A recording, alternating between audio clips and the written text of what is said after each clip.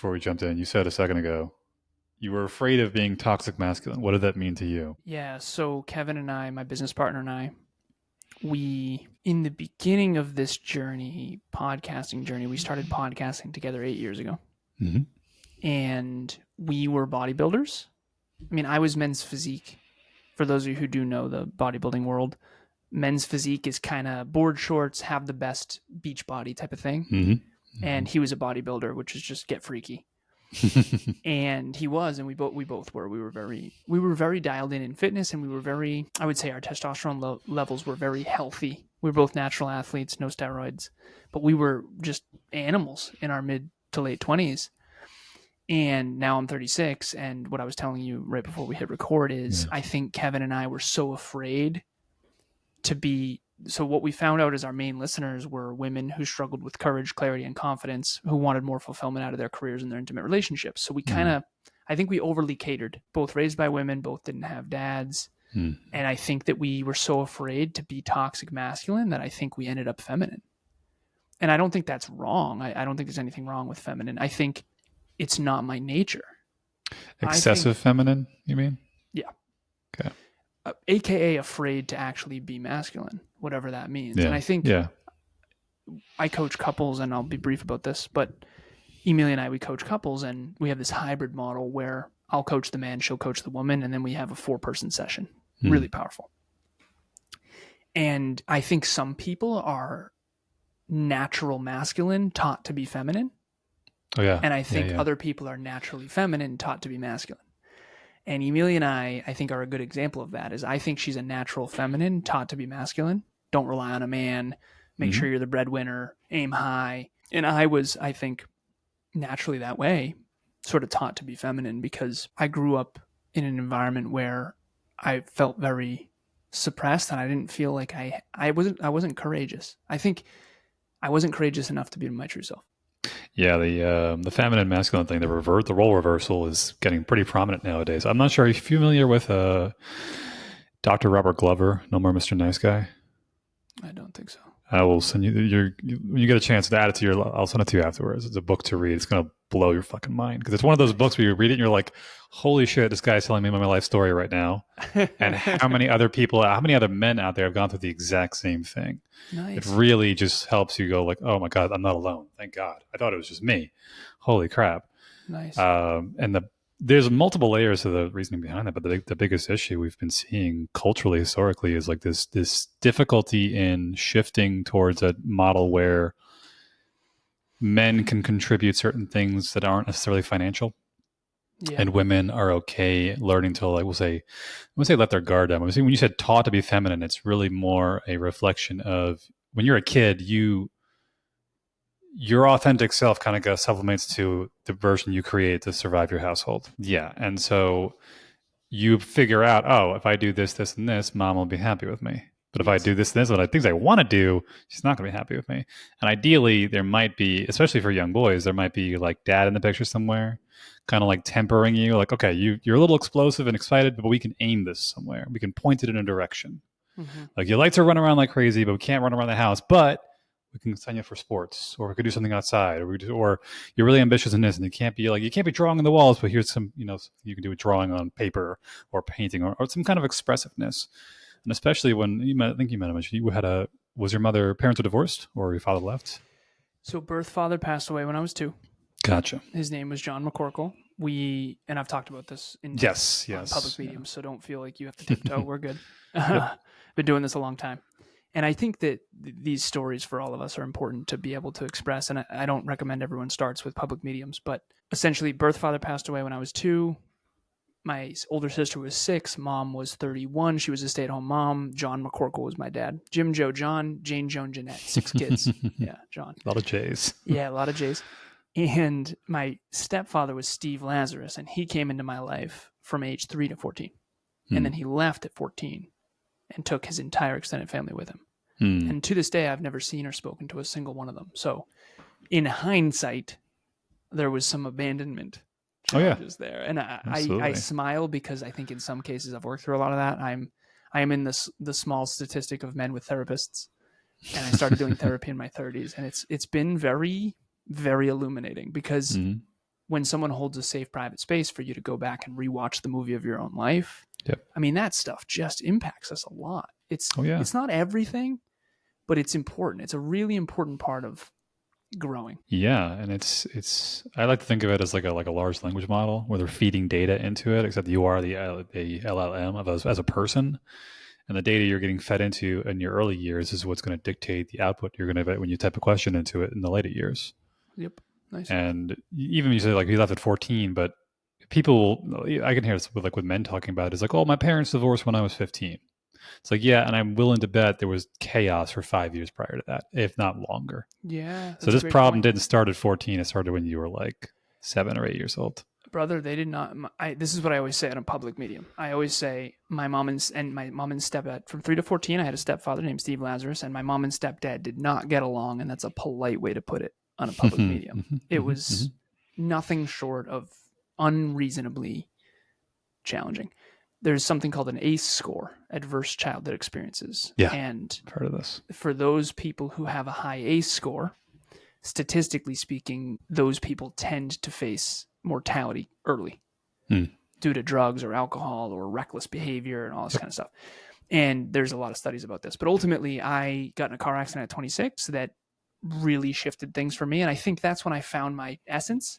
And fitness was my outlet to really build myself into the masculine man. And then I think when I was kind of unsuccessful, because I was very successful in corporate, and then I got into podcasting, speaking, training, coaching, starting my own company. This is pre-Kev, pre-business partner, Kevin. And by the way, if I'm referring to Kev as if Mike knows him, it's because Mike does know him. Yes, we spoke. We're in a fitness group together. Next Level Fitness Accountability. And so you see Kev shirtless every other day. Of course, yeah. As we all do. And he's looking jacked. I'm proud of him. But I mean, my goodness, right? Yeah. So it's good to have him back because we got soft for a minute there. And what I mean is it's not just soft in a negative way, because that can come off wrong. I said, dude, this is not dad bod university. This is next level university. And I think we lost some of our tenacity, and I think we were afraid to be too intense. And so fitness brought my intensity back. I feel like I found my essence, my masculine.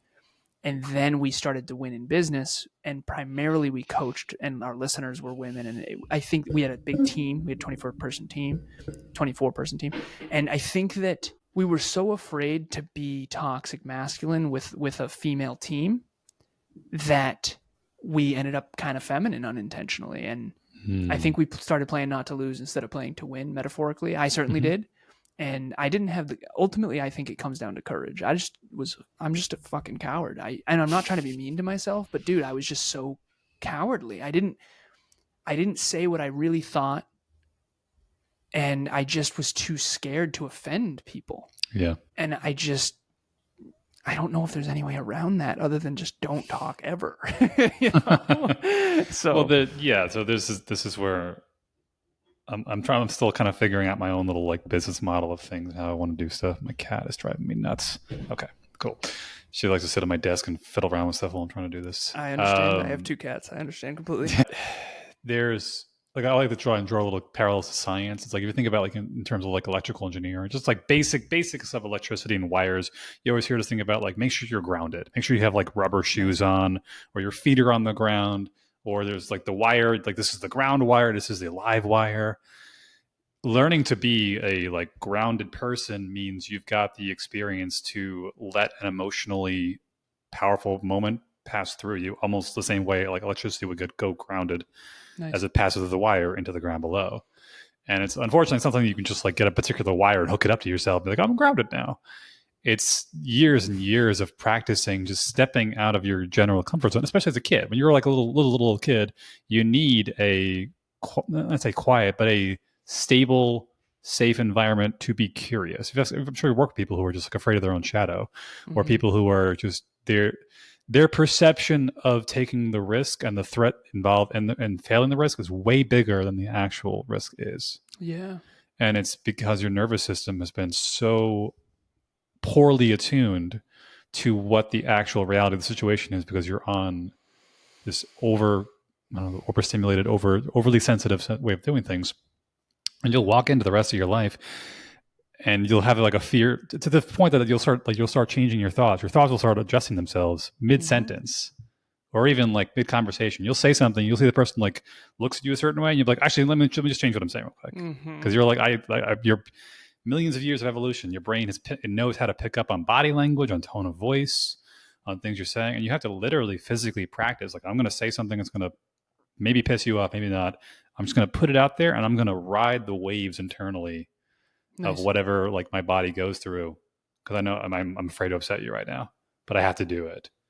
And the more you practice that, the more you get, well, say, grounded. The more you can tolerate people being upset with you. Yeah, I think that a lot of people don't like the anchor metaphor, but if you can't handle, like, let's say there's a storm coming, you're a ship, and the anchor has you anchored, you can handle sort of the storm, and it doesn't. I always think of, I think I said this in group coaching recently. I don't think this was in your group, but ultimately I said the person who strays the least. I drew this pendulum. You and I love these kind of metaphors. Yep. We're gonna. So if you're on camera, I'll use my hands. If you're not, I'll try to articulate. When you're young, so picture from 0 years old, which doesn't exist. No, 0 years old to, let's say, 50 years old. And I drew this pendulum. The top of the pendulum, let's call it 50, the metaphorical mature age. Okay. And the pendulum, when you're 2, you cry like crazy over here, and over here you're super, super in joy. So you're in joy and love and passion and fulfillment. And then over here you're freaking out and crying and screaming into your pillow and pooping and all that stuff. and that pendulum, so if you go from 0 to 10, 10 to 20, 20 to 30, 30 to 40, 40 to 50, the amount you swing is less. There's still a pendulum. So I used to have bad weeks. And then eventually it was bad weekends. And then eventually it was bad days. And then eventually it was a bad night or a bad evening or a bad morning. And now it's like a bad few minutes. Like, dude, I had a bad few minutes before this session. And I had to sit there and go, Alan, deep breath. It's all good. You're late. Mike is literally waiting. You are a shithead. I'm joking. No, that was not my self-talk. It's all good. You got to go in and you got to center up and you got to be the best version of yourself. And I had to regulate my central nervous system, get back to grounded, and then come and serve. And that would have been really hard in the past. That would have taken way longer. I would have had to reschedule this. That's what the practice is. That's what ideally you would have gotten in your childhood. That's what most men miss out on nowadays when they come from either single parent households or just dysfunctional households, or they don't have a emotionally stable environment where like a disruption can happen. It doesn't throw the whole equilibrium out of balance. Disruption happens, something breaks, someone, stubs their toe, someone has a bad day at work, doesn't throw everyone into fucking chaos. Yeah, well, that sounds familiar. yeah. That's when you, and this is the earthquake metaphor, and this I think will be really powerful. When you get into an intimate relationship, this is what we noticed, Emilia and I, when we coach couples. One of them grew up in this metaphor in California where earthquakes are common. That was me. Mom and stepdad fighting, getting up in the decibels. I mean, slamming doors, you name it. It's way worse than that, but I can't say that on a public medium. And I choose not to. But let's say a level, like a really big earthquake would happen so often that I'm not even going to notice when a small one happens. And all of a sudden, she grew up in Massachusetts in this metaphor. And she's like, whoa, that was a little much for me. And I'm sitting there going, seriously? Because I brought her to a family gathering, and it got heated.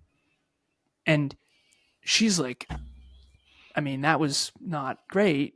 And I'm going, oh, that was a Tuesday. That wasn't even on the Richter scale. I mean, that was nothing, right? So it all depends on where you grew up. So if you did grow up in California in this metaphor, you're used to earthquakes. If you grew up in Massachusetts and there's an earthquake, it's what the hell is going on? Oh my goodness. It's like down south when it snows and everyone freaks out, and we're up in New England going, it's totally fine. It's like an inch. But that's a good metaphor too. The problem is our subconscious and unconscious mind connects certain things to certain triggers that then create a trauma response: fight, flight, freeze, and fawn. And so fawn was my big one. And that's why I said I was such a coward. If I was afraid that you're going to go off the handle if I disagree with you because of my childhood, I'm going to notice when you might disagree and then dial down and not say what I really think. And then ultimately I would create a manufactured relationship with you And then eventually my truth would come out, and it wouldn't be good. You'd get all the feedback at once, and then you'd be like, whoa, you weren't yourself the whole time. And that's why we all hurt each other, because we're not our full selves. Mm-hmm. I think we have a social version of ourselves, and then I think we have a real version of ourselves, and it's very hard to merge those two. Yeah, integration is the word. Like we're trying to like integrate. Like there should be close to zero variance for when you go from room to room to room. You should be able to be the same person consistently. Yeah. As you move through life, and we're masters at putting on masks, especially when certain masks get you certain outcomes. Mm-hmm. Especially when you're growing up, and that mask was the outcome you needed to keep stability in the household enough that you survived. Well said. And it just becomes quite literally. Yeah, and you've got a lot of guys that we see. I'm curious with business and how much you see it overlap into business, and just seeing people like their businesses are not growing because they themselves are holding it back in ways they don't realize, because they're just too stubborn to look at the bigger picture. They don't want to look into behind the scenes. They don't want to face the truth. It's too uncomfortable to acknowledge the numbers aren't where they should be, or you have to fire somebody, or you do have to hire somebody, or you have to take a risk. Things like that. And very often it's like, where did this all come from? It's just like, no, let's talk about when you're 2 years old, 3 years old, 5 years old. Yeah, man. And then very common, like a big one I see with people, especially older generation, it's like, well, that was so long ago. That's in the past. I'm going to bring up the past. Or like, just got to suck it up just like we did back in the day. And a lot of this is really coming from, it's like a multi-generational wave is kind of ripping through the system being society and global humanity and whatnot, that World War II and a little bit of World War I and technological changes really causing dramatic shift in underlying social dynamics between men and women, and as well as their interactions with the world. And people are only really looking back like a generation or two. It's weird that we have people today who are like, yeah, I remember when AOL was first introduced. It's like, oh, you mean like I use fucking Grok and ChatGPT, and it does like my entire taxes for me in less than 10 seconds. And like those two people can sit in the same room and be like, well, this is how we did things back then. Like, well, things are 1,000-fold different than they were literally less than 50 years ago. Yep. Whereas prior to that, any changes were very incremental for a long period of time. It's more than 1,000. It's way more than 1,000. 100 million times over, a billion times over. It's wild. The exponential. That's one thing that I don't think. You mentioned evolution earlier, which I appreciate. Evolutionary psychology, evolution. Mm-hmm. I mean, I studied a lot of that. I study a lot of that. Physiology, psychology, mindset, all stuff. Right there with you. Yeah. The neuroscience in particular. Oh, yeah. Love that shit. Of course, it's obvious, right? We're nerding out together. Yeah. So we're going to have no one listening. I'm kidding. So the neuroscience of, I don't think that our psychology and our brain is doing a very good job of updating with the 21st century. Yeah. Yeah. And I think that's one of the things you mentioned, my business coaching and what I notice. And right now I'm coaching 19, about to be 20 people if this woman, Mary, signs on, which is exciting. And some of them 4 times a week. If you're listening to this, Mary, sign on. He's good. Yeah, that's what I'm saying. Thank you, brother. I think she will. I honestly do. I was on with her earlier. So it was a free breakthrough session. She's like, I'm in. So verbal, yes, but I don't count it until it's on the calendar. Mm-hmm. But sometimes 4 times a week. I have one person who's 4 times a week. 2 who are 3 times a week. The rest are weekly, bi-weekly, and monthly. I stopped offering monthly because I just can't. It's, hey, catch me up, Mike, and then the time's over. It's yeah. Like, how we been? And to me, it's just, my coaching is just about momentum. Stay in momentum, stay in momentum, stay in momentum, stay in momentum. I liken it to the EAC in Finding Nemo, East Australian Current. When you're in my life, you're just you just will never be not in momentum. I always have this book with me at all times, The Flywheel. It's just constant. Even the fitness group, it's just, let's go. What are we doing? Let's go. Let's go. And so I'm exhausting to be around. My ex-girlfriend said, dating is like dating a fucking Stairmaster. Luckily, my current girlfriend and future wife adores that. And by the way, she's more of that than I am. She's dialing it up. I'm like, can we take a rest?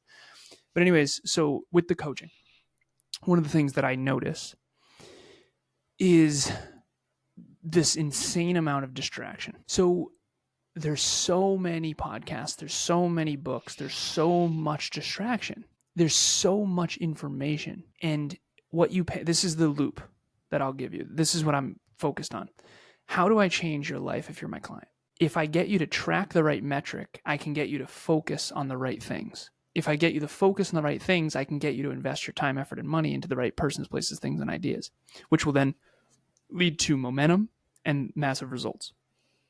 So it all starts with what I get you to focus on, what I get you to track. That's why I'm so big on metrics. But then when you have and this is the system. So it's dreams, which is a decade plus, goals, which is quarterly, metrics, habits, skills, and identity. Once you have your dreams, goals, priorities, metrics, and habits and skills in alignment, I call it reverse engineering your goals. I have it written right over here on my whiteboard. That's all I do now. It's just reverse engineer goals. Like, here's your roadmap. It's up to you to do it. But what you figure out is that no one does it. Yeah. And it's because of the blocks you're talking about. And then we have to say, hey, what happened when you were 2? Yeah. And ultimately, that's the thing is all of us, once you know exactly how to do it, you realize you're not doing it. And you're certainly not doing it consistently enough. And then you realize, okay, I'm playing not to lose instead of playing to win. Some of us are playing not to lose people. That was me. And other people are playing not to lose perception or credibility. And they're afraid of being seen as a failure. So they basically guarantee they're a failure because you don't get better unless you fall on your face 1,000 times.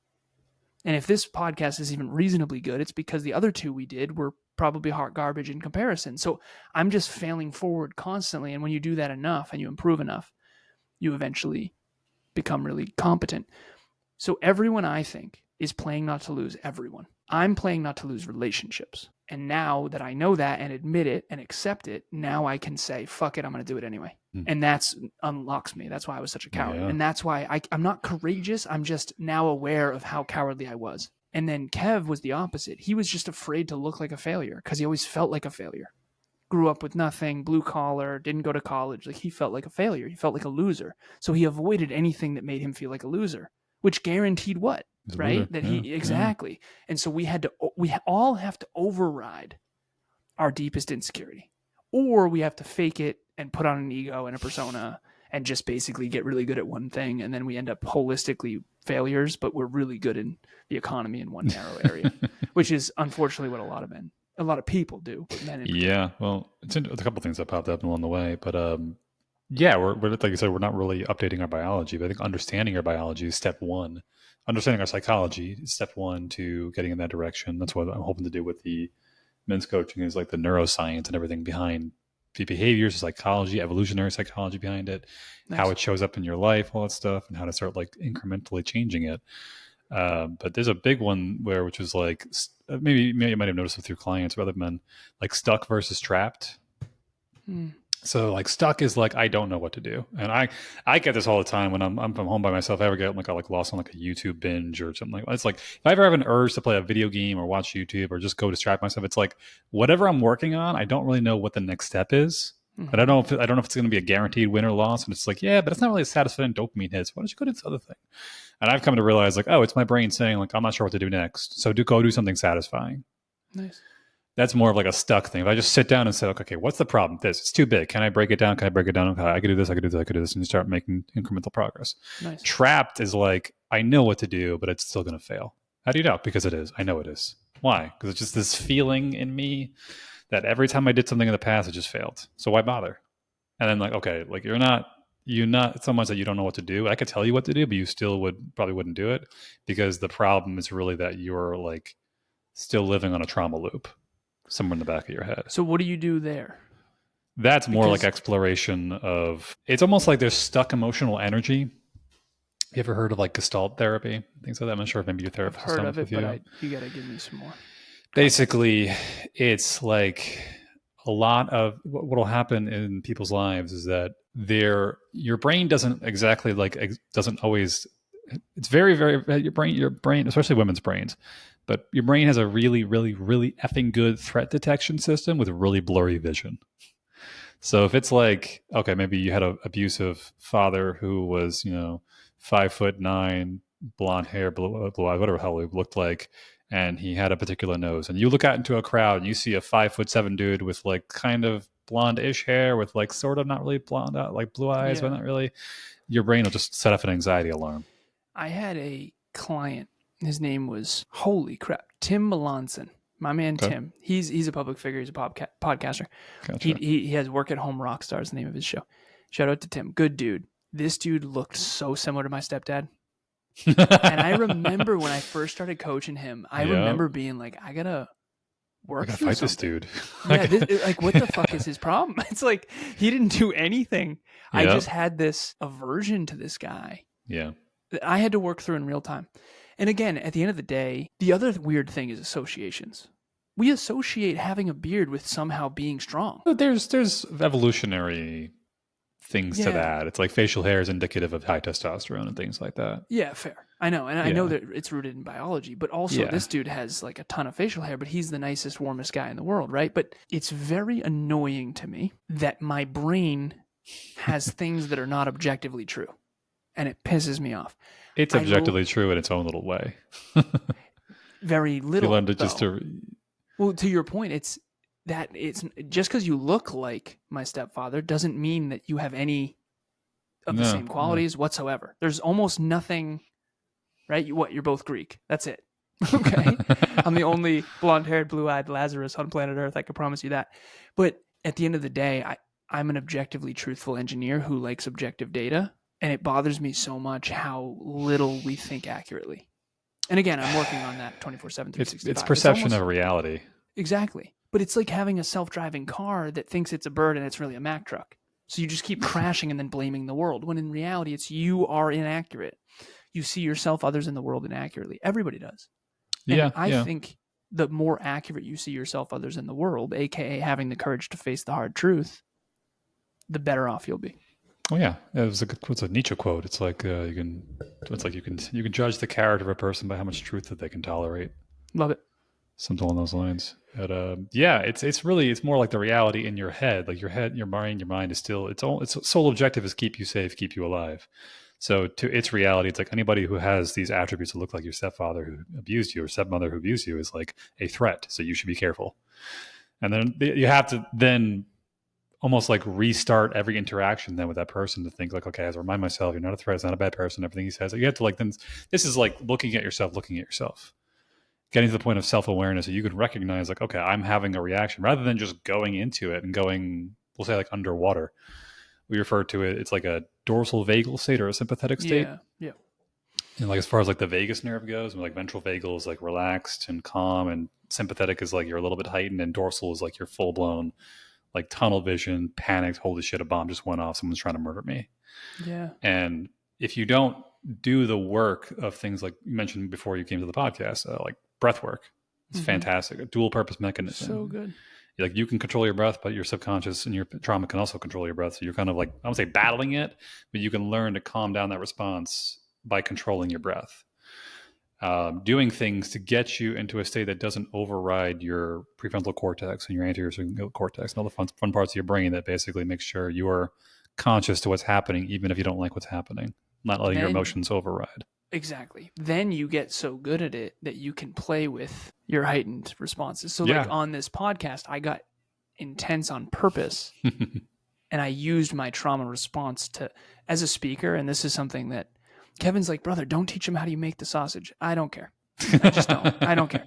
But I do it at the wrong time. It's like I'm a magician on stage who wows people, and then I'm like, well, she's actually not sawed in half. Here, look, look what I did. And it's like, well, that's way less impressive now.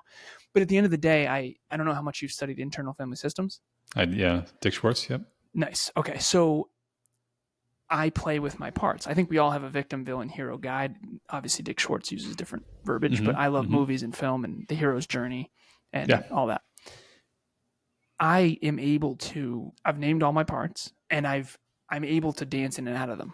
So I can get really fucking intense if you need to see a certain part of me. Right? And that's a part of me that I needed to survive in my childhood. And now I can leverage that when I want it. So I leverage that in the gym. But I do not leverage that at night when I'm snuggling with Emilia, right? So because that would be the wrong time, wrong place. So all of us are basically just wired in a certain way for survival, whatever our upbringing was. And then as adults, that is no longer conducive to your goals. It still has its place. Yeah, like you said, like having those parts in you, having this place in you. And there probably is even a benefit to in the relationship. I think what a lot of people do is here's the case with like nice guys or people pleasers. They disconnect from their anger because they associate the idea that anger is a bad emotion to have. Like anger is when like it's part of what kept us alive as a species for as long as we did. Yeah. And you really have to make sure you identify with healthy anger versus unhealthy anger. Mm-hmm. It's like assertiveness is not aggression and vice versa, but people can mistake the two of them as being that. And even then, it's like in the case of sometimes in business, but even in relationships, it's like if you're with if you're a guy with a woman and you never get angry, that is a big red flag for a woman. Mm-hmm.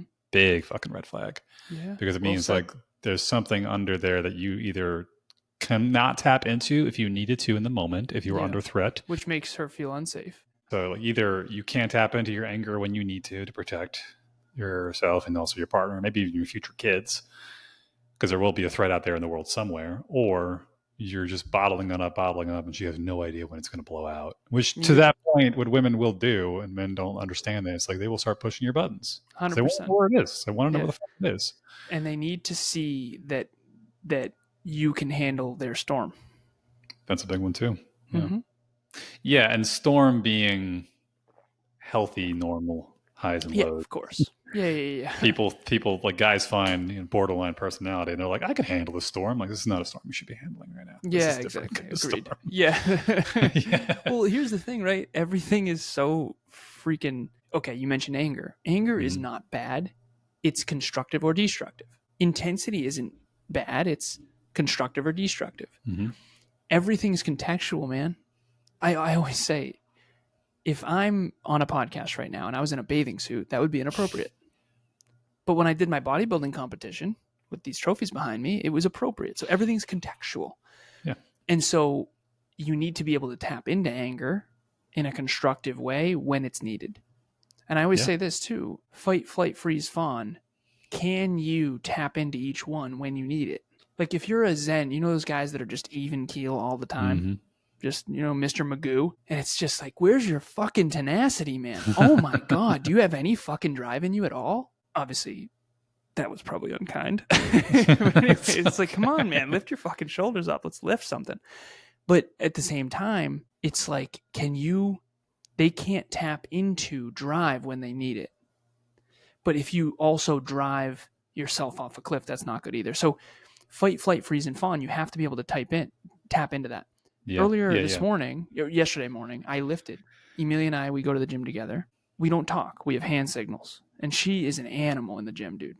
Like, I don't have to change the weights much, right? I'm 6'2", 200 pounds. I don't have to change the weights much. She's 5'3", weighs 40 pounds less than me, and she's strong as an ox. It's awesome. But at the end of the day, I am in Spartan mode. This is not nice time. I'm not trying to be kind. I don't fucking look at me. Don't talk to me. Seriously, like no one talked to me at the gym. I'm serious. Anyone ever. Now, I'm not trying to be unkind. It's just not the place. But when we get in the car and we're driving home, I put on something playful. I put on a song that is Disney or something playful. To me, everything's by design based on the state I want. Yeah. So I had to get in the right state for this. I just got off a coaching session. I had a text from my mom, things I'm going through. I had to get into the right state for the right context with the right goal. So the reason why I think we struggle in life so much is because we have conflicting states, conflicting strategies, conflicting values, conflicting trauma responses based on the goal. Like, what is the objective of this conversation? We have to know that in advance. And then are we on the same page about it? Am I aligned as a guest? I know I've had guests before where it was aligned and then it was like, okay, that's never going to see the light of day, right? Because this dude's a dingus. But ultimately, that's the thing, is we're all trying to achieve goals. Yeah. And you have to pull out a certain version of yourself in order to achieve said goal. But yet you also want to be authentic and stay centered, but you have to be able to swing your own pendulum. So all this comes down to your own self-management, your own self-mastery. Yeah, acknowledging yourself and how you operate, and learning how to pick up the control that is your body and your mind, and pressing the right buttons in the right sequence. And I think a big part of that is also not arguing with it. It's this good phrase. It's like, don't argue with your biology, or like whatever it is that makes you tick, whatever works best for you.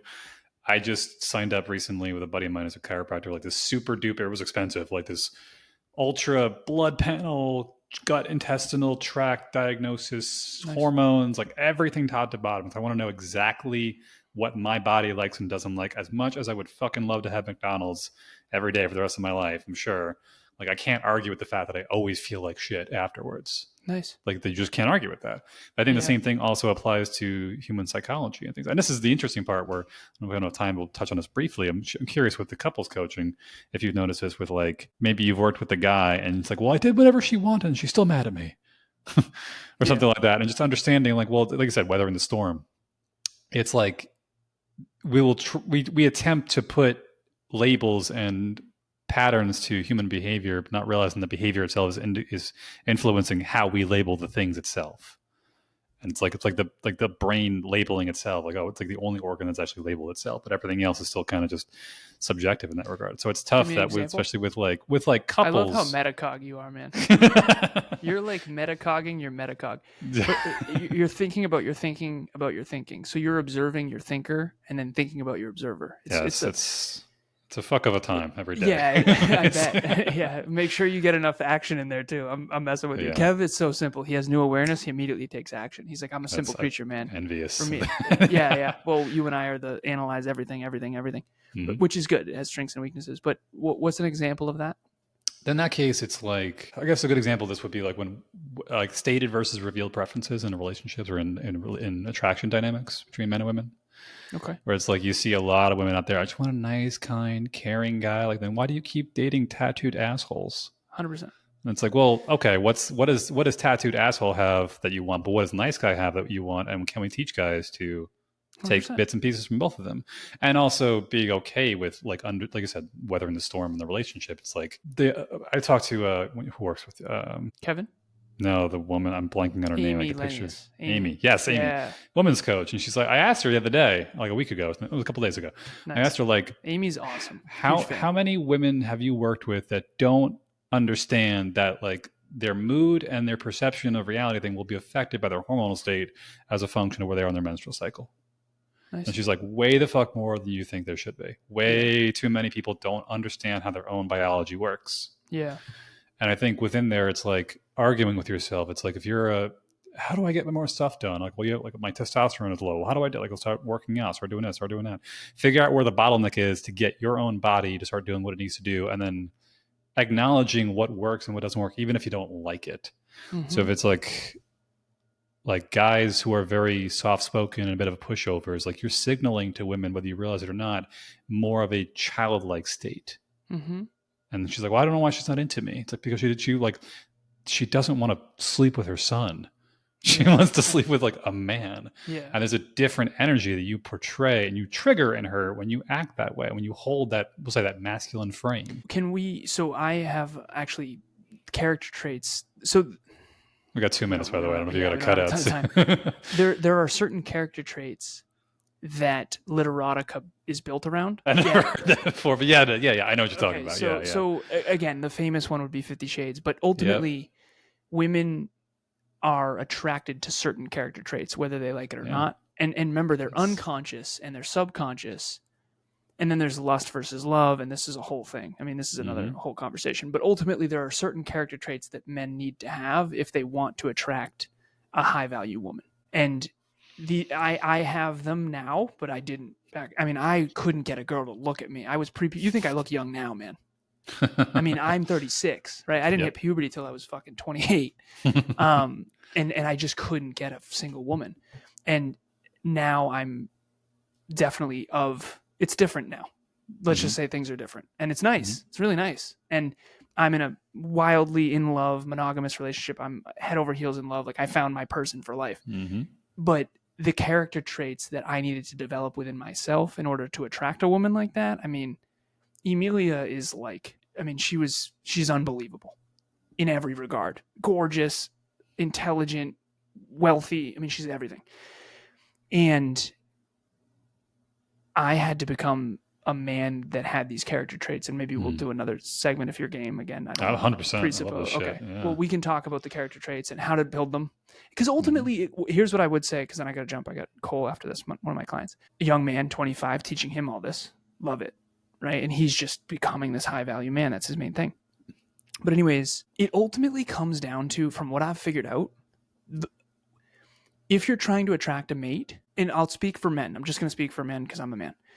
And I'm a heterosexual male, so I am into women. Okay. If you want to attract a woman and you're a man listening, you basically just have to become the most competent and the most healthy. And I don't mean just physically healthy. Physically, mentally, emotionally, and spiritually healthy. But you have to have all four. You can't just be physically, and you certainly can't just be emotional. You need both. you have to be the animal and the teddy bear simultaneously, and you have to know when to deploy them. Yes. And you have to have both, otherwise you're in serious trouble. So Yeah, that's to the be nice guy continued. and that's the nice guy and the bad boy, and I they used to integrate say into the grounded man. exactly, nice guys always lose, but it's not because they're nice. It's other stuff. And again, to be continued. Awesome. Thank you so much for your time. And if you want to do Thank a quick you, pitch brother. at the end, or you want Sure. to? If anyone is intrigued about anything that I just said, Next Level University podcast on all the platforms, nextleveluniverse.com, spelled just like it sounds. Both of them are Alan Lazarus. You can Google my name, as pretentious as that might sound. And please reach out. If you're going to reach out, please DM me and please provide context, because obviously we all get a bunch of spam. So yeah, thank you for having me, Mike. I appreciate it. Alan, thank you so much. Thank you, brother.